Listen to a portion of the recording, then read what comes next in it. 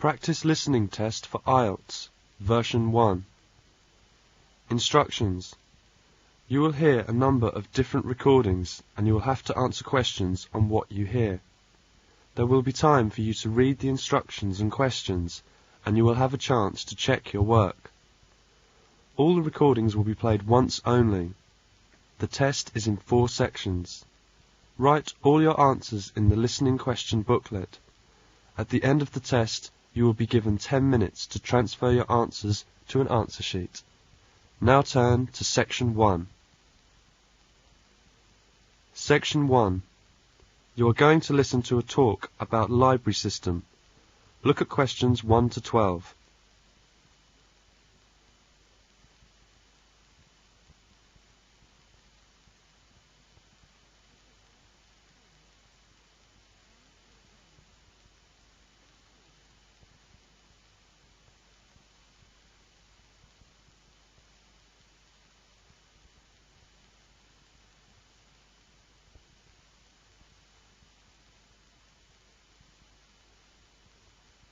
Now, listen to the talk and answer questions 1 to 12.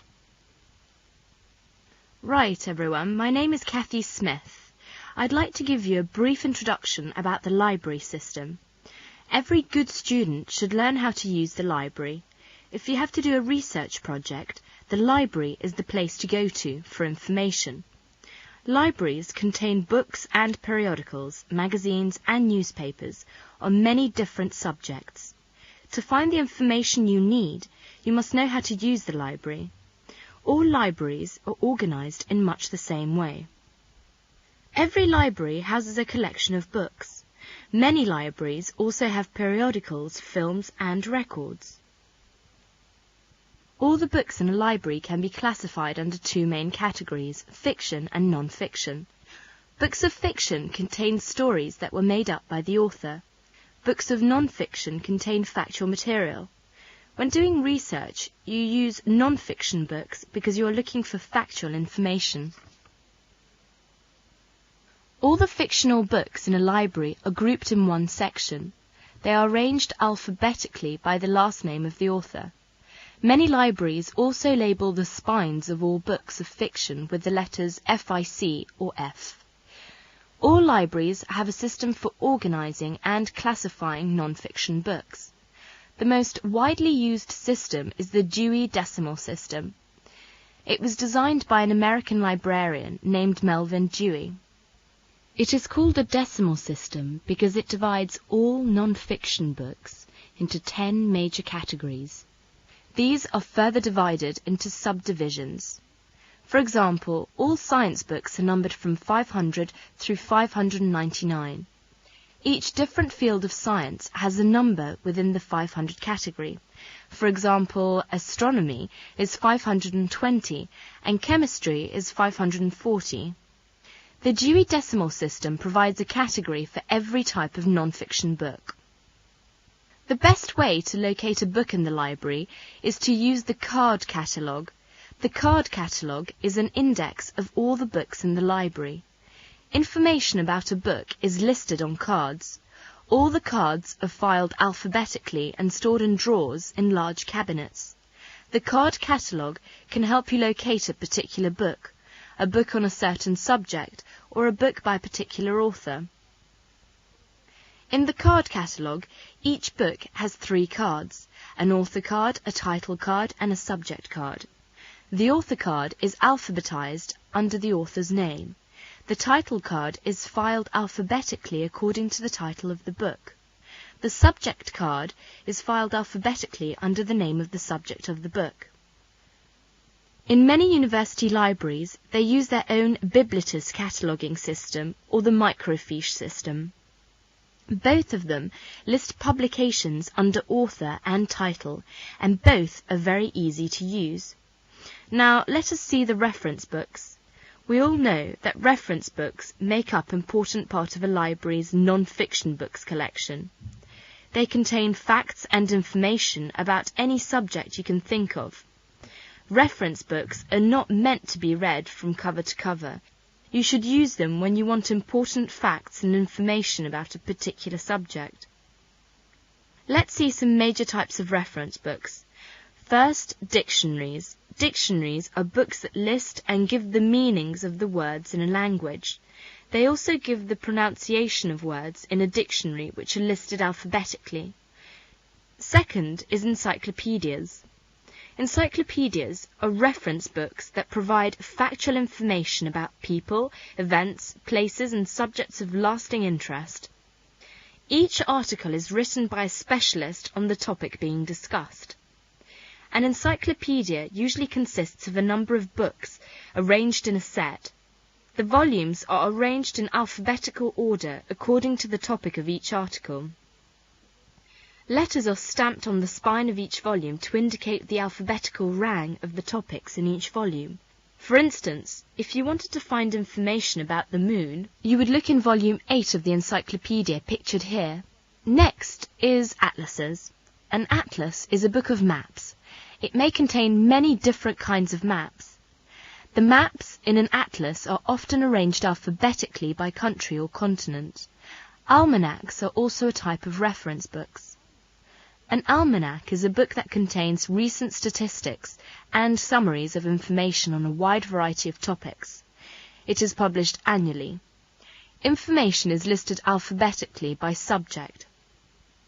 Indexes are alphabetical lists of names, titles and subjects that tell where information about each can be found in other publications. For example, the Reader's Guide to Periodical Literature can help you find magazine articles that have been published about a particular subject.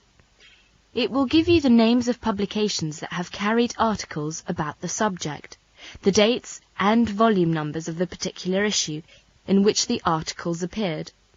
You should be aware that reference books may not be taken out of the library under any circumstances. They are used only in the library. That is the end of section 1. You will have half a minute to check your answers.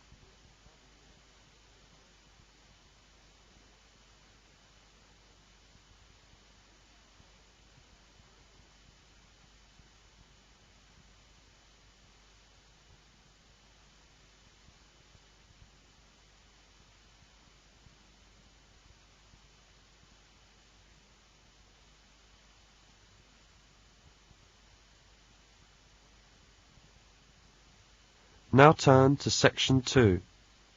Section 2. Margaret goes to talk to her personal tutor. They talk about memory and how it works. You will hear an extract from their discussion. Look at questions 13 to 19.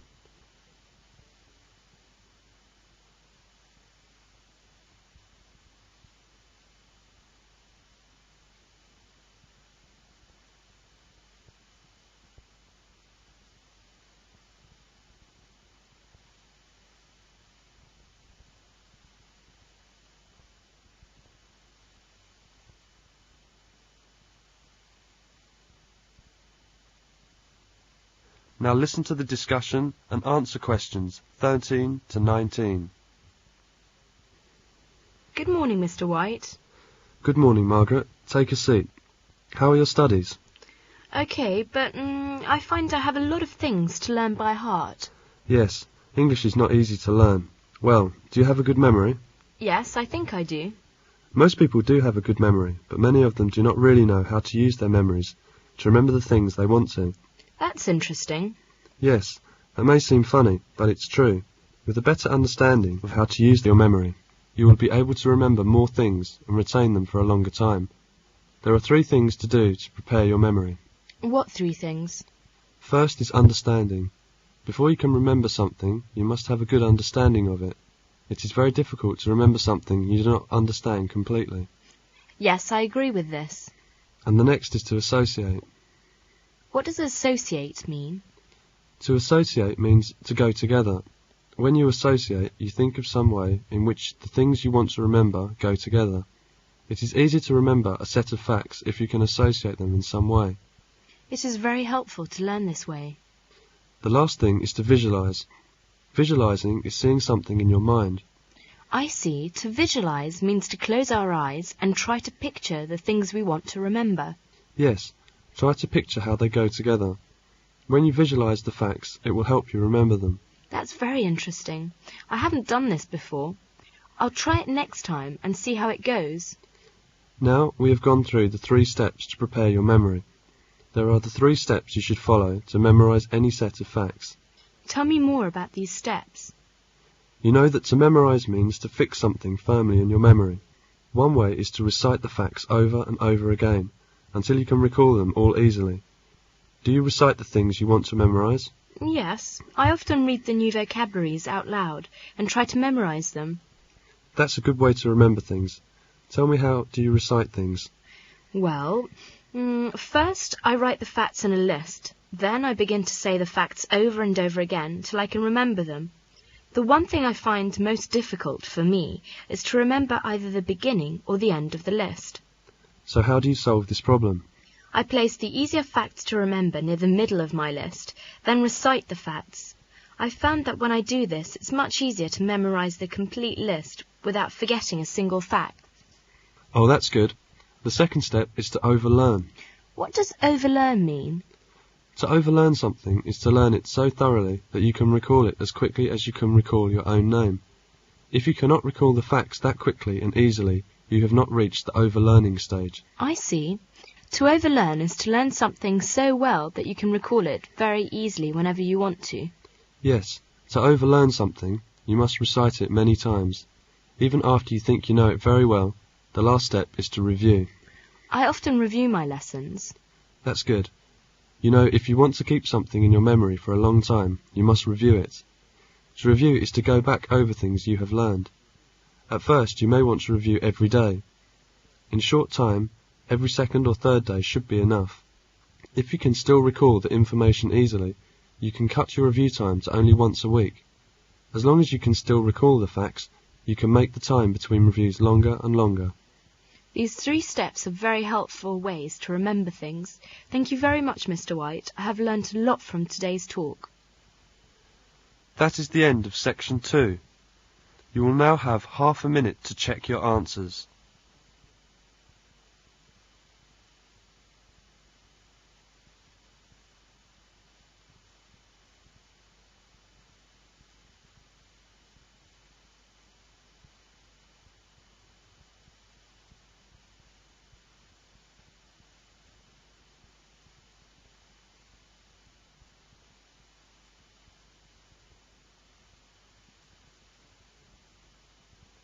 Now turn to section 3. Section 3. You are going to hear a lecture about writing skills. How to help you to write better. Look at questions 20 to 32.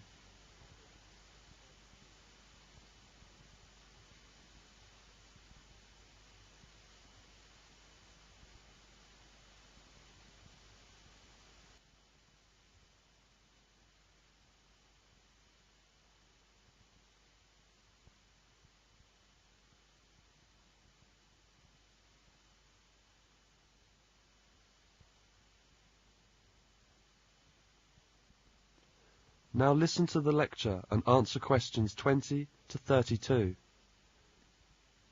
Good morning and welcome to this writing course. My name is Kevin Mayhew. This morning I'd like to talk about the skills of essay writing. As a student, you may often use writing as a way of expressing your thoughts and feelings. Our writing reflects our thinking.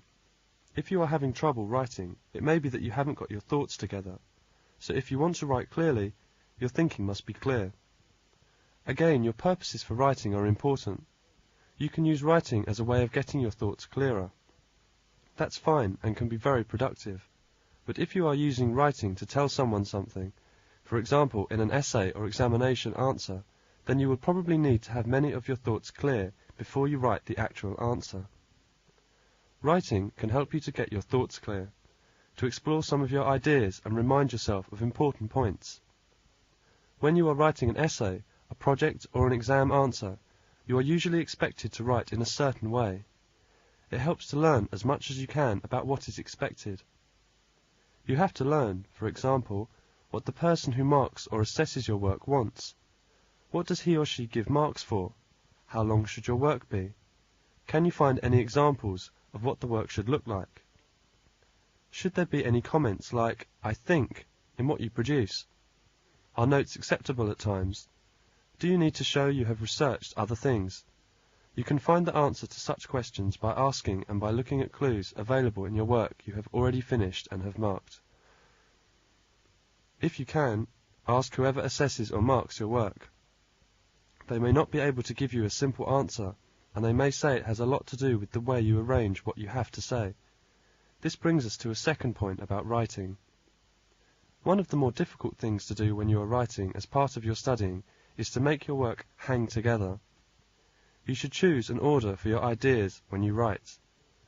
There usually has to be some order in the way you put your thoughts together when you write as a student. Your writing should usually follow some pattern, although you can vary that pattern quite a lot. When writing essays, you should have a selection of information and the subject or topic that holds the information together. You should have ways of making statements or creating an impression by changing slightly the words you use and the way you use them. Keep one eye on the order you have chosen and the other on how you fasten things together. There are always different ways in which your ideas can be arranged, but once you have chosen an order, keep to it. Choose the order according to your purpose and your knowledge of what your reader expects. Make sure your order 1. Fits in with your purpose so that you are fairly clear what you want to do. 2. Fits in with what you have been asked to do. 3. Makes sense to your reader. 4. Fits around all of what you want to include. Essay writing is central to success in your studies. The essay should demonstrate not simply knowledge about a particular issue, but a capacity to think critically, to argue in an objective, rational and informed way. To write a good essay, it is first necessary to choose with great care the question. Be sure that you are sufficiently informed on the topic you select, and then you should read the questions carefully. Many mistakes are made at this stage. You will be marked according to how well you address the issues raised in the question. Read and reread the question and be absolutely sure of what it is dealing with. Do not assume anything. Underline the main words and phrases in the question to ensure that your answer will be relevant to what is asked. Then plan your answer. Many students launch themselves into essays without planning. This usually results in generalized nonsense. You should list all the points you feel are related to the answer you wish to give. Go through this list and pick 3 or 4 points you think are important to your position and about which you can write in an informed way. That's the end of section 3. You now have half a minute to check your answers.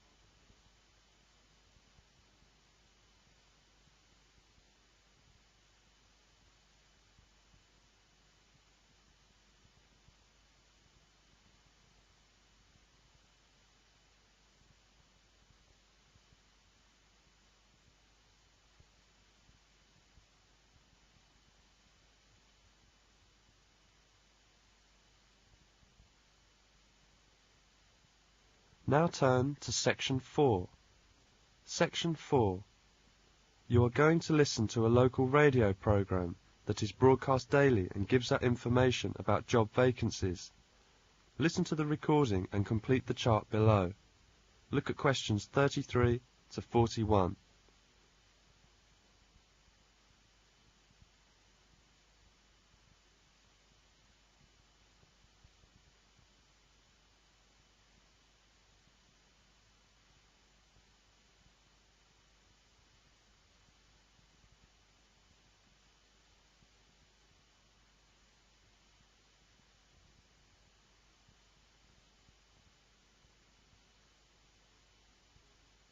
Now listen to the recording and complete the chart below.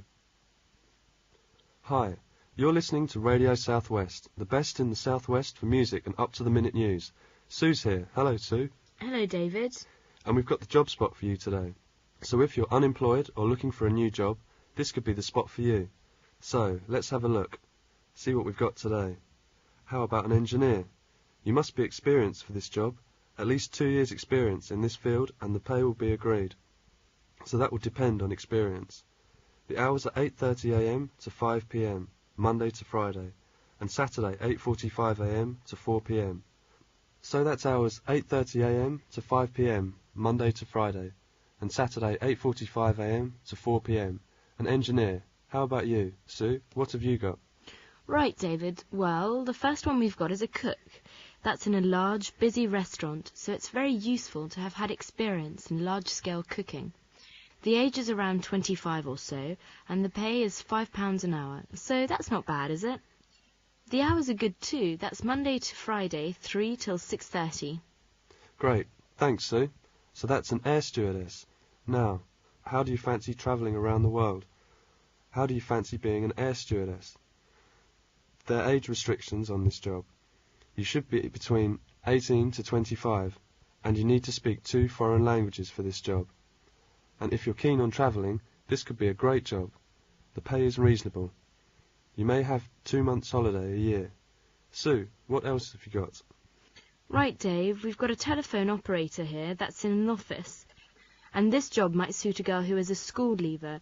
It requires no experience at all, but training will be given on the job. And the pay is £67 a week. So there you go. That's a nice job in an office. Great. Here's another job for a school leaver. Well, it's a shop assistant in a busy supermarket. It's a full-time job, but the big thing is you don't need any experience. So if you're just leaving school and fancy working in the supermarket, try that. You get 1 day off during the week, and you must work 1 late evening till 10:30 p.m. And the pay is £76 a week. Okay? So that's a shop assistant. Well, if you fancy any of those jobs, give us a ring here on JobSpot at Radio Southwest. And now, back to the music. That is the end of section 4. Now you have half a minute to check your answers.